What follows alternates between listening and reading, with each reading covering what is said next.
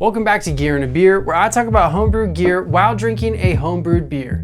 This week, I'm drinking my Petite Saison, and we're looking at the Apera PH Meter. Now, this beer is something that I've been super stoked about recently. It's a beautiful golden yellow color, and it's gotta be one of the most clear beers I've ever made. It has this incredible foamy, rocky head on it that is just a pure stark white, and man, that aroma is insane. But before we get to that, let's take a look at some of the details of this pH meter.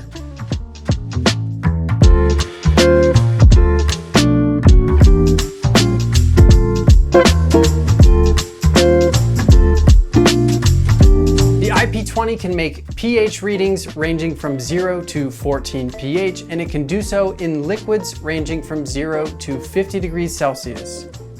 Apera claims that this thing is accurate within 0.1 pH, and you can calibrate this at home in just a matter of minutes. Everything comes in this nice, neat little package, and you have everything that you need to make accurate pH readings, including pH buffer solution, both a 4 pH and a 7 pH, the case, some instruction manuals, a quick reference guide, even a lanyard to put on your new pH meter. To use this thing, the first thing that you're gonna wanna do is calibrate it. I've calibrated this before in videos, and it is incredibly easy. Essentially, you'll want to use this 7 pH buffer solution if you're doing the 1-point calibration, and it's just a couple clicks within the interface. After you've calibrated your pH meter, you can go ahead and measure the pH of your wort, finished beer, or whatever it is that you're measuring. After you've taken your reading, it's important to rinse out the sensor on the lower portion of the pH meter. Using distilled water is ideal.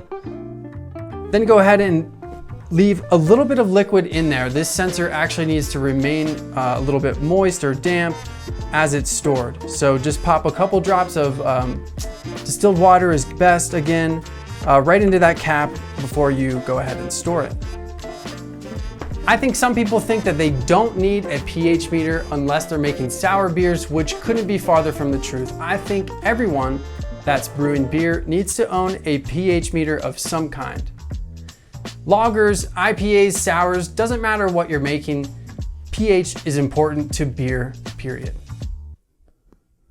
I've had a couple pH meters before this one, and nothing has stood the test of time better than the PH20. I think part of the reason for that is the fact that it comes in this really nice case.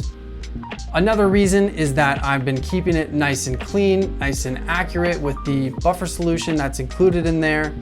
And so I think that increases the longevity of a machine like this. I use it on pretty much every brew. You can see it in action in some of my more recent videos. With that out of the way, let's dive into this Petite Saison. I think in the video, I was talking about, in addition to the Belgian-y phenols you'd expect from a Saison yeast, this one is said to produce some fruity aromas that should pair pretty well with the fruit I'm gonna add in a couple weeks. More to come. Well, that didn't happen. Instead, I went ahead and added some lilac from our garden. This is something that I've never done before, and honestly, I was a bit nervous to do this. Lilac is a very delicate flower, and so I wasn't able to sanitize it or do anything to eliminate any sort of foreign microbes that could have gotten into the beer. Instead, I've picked fresh handfuls of lilac, put them into the bottom of a fermenter, transferred the wort on top of that, and let it finish fermenting on top of the lilac. Going in for a smell, it has a big floral component. That's the first thing that I'm smelling. But it's also a little bit fruity. It almost reminds me of like an orange or something like that. And almost a little bit of a phenolic spice or a funky phenol kind of smell going on. Now let's go in for body.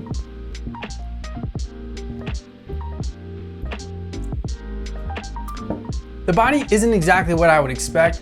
from the finishing gravity of this beer. It's a little bit, maybe medium. It's not quite full, but it's definitely not dry where I would expect a Saison to be. And I'm gonna blame the water profile for this one. Flavor on this thing is really complex. It has a light phenol thing going on, but the biggest thing that I'm tasting on this is that lilac sort of floral, fruity, not quite malty, but a little bit of sweetness from the flowers in here. Now, before I down this thing, let's pop open the laptop and take a look at some of the details in Beersmith. All right, let's dive into this beer. Curious what I was doing with water here.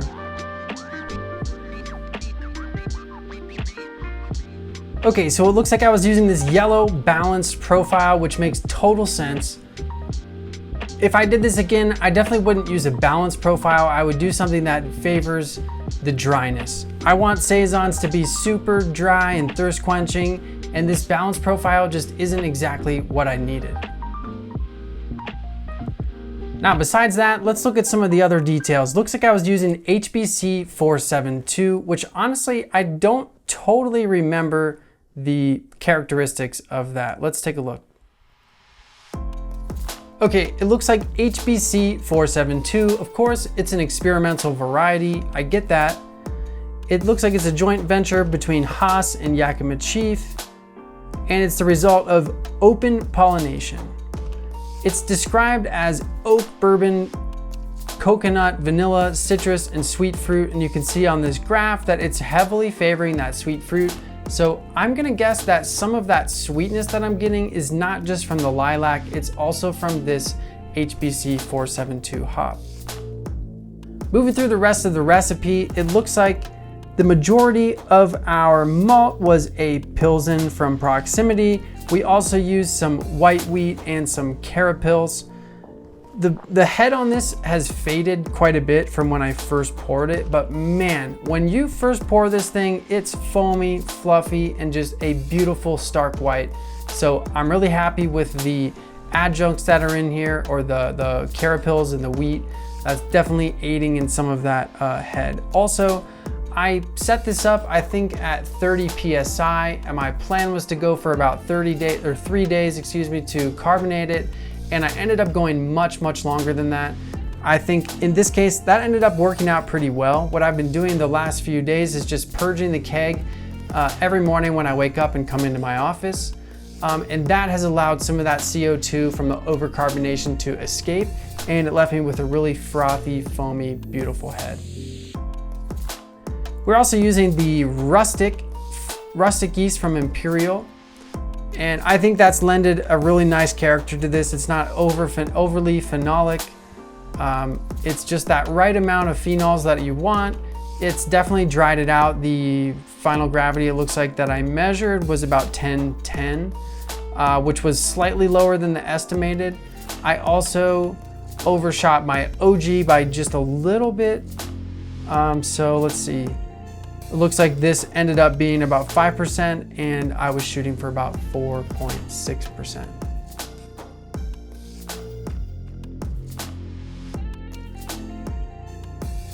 Overall, I'm really impressed with this beer. I want to do more and more experimentations with things from my garden. So this lilac was just that first taste, and I'm really excited for what's to come in the future.